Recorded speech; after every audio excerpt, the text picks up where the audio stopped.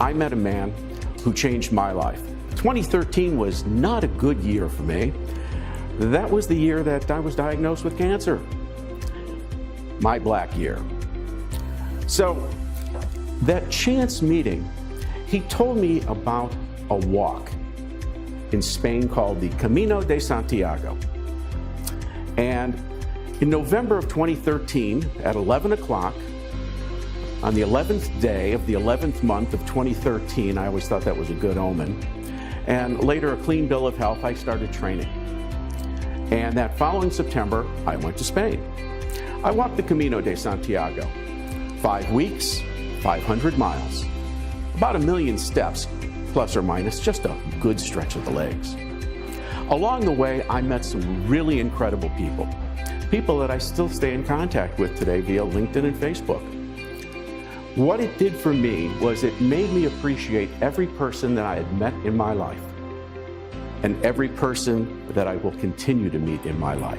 It changed the dynamic for me. See, when I was a kid, at one point, my grandfather lived next door to me. And one day he came over and asked my mother, hey, could I take Jim out? I want to show him some things he's never seen before. Well, Mother agreed, and the next thing you know, I'm in his 1956 Pontiac Star Chief, and we're taking off to the Rod and Reel Club down at the end of the block. And there was this guy, he had this big hose, you see, and there was these fish coming out of the hose. And my grandfather went up to him and said, hey, Bob, where'd these fish come from?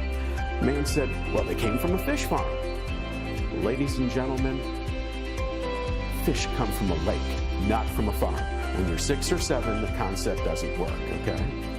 Next thing you know, hop back into a Star Chief, and the next place we went to, took me was to see a train derailment. We get there, and there was these big piles of yellow grain strewn all over the place. It was out in Cherville, Indiana, and the grain was on its way to Chicago. He's walking up to people, going, hey, Bob, what time did this occur? Hey, Bob, anyone hurt? No, that's a good thing. We get back into his car. Next stop is downtown Lansing, Illinois, Gus Walk Hardware.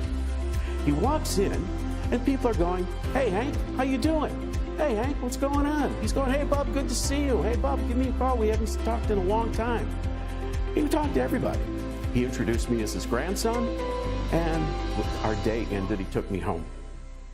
I walked into the house, and my mother said, well, hey, how was your day with Grandpa?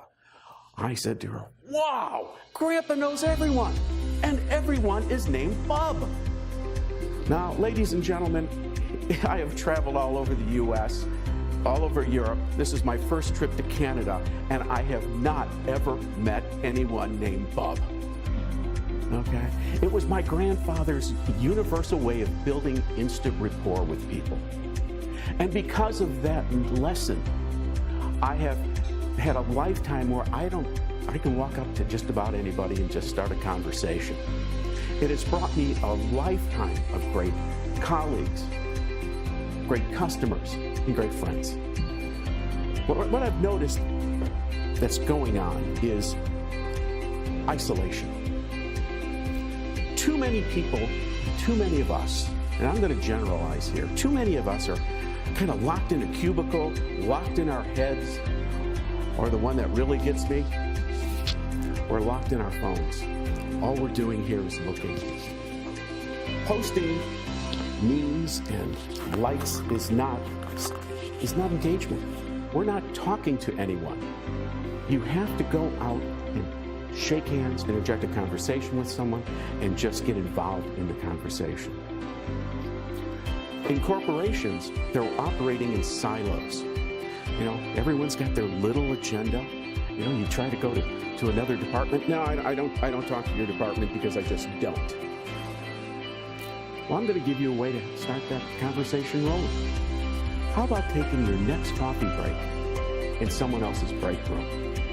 Well, first of all, they're going to be taken back. And the next thing that's going to happen is a conversation's going to start.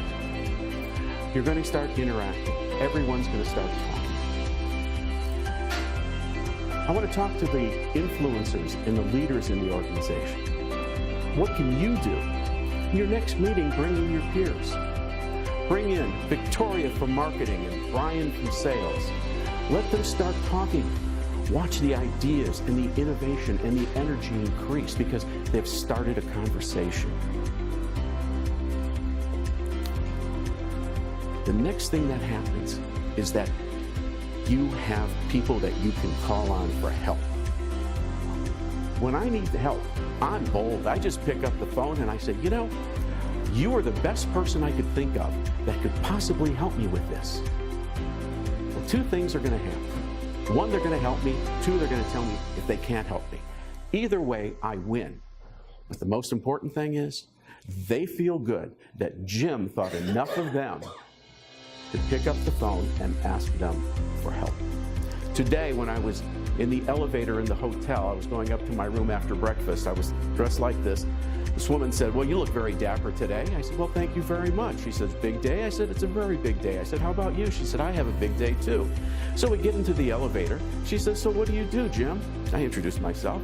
I said, I do speaking for corporations and associations, and I talk about you can never know enough people, chance meeting. I said, like this one. She goes, really? She said, do you have a card? And I gave her one. I said, how about yours? I think can I use her name, Karen?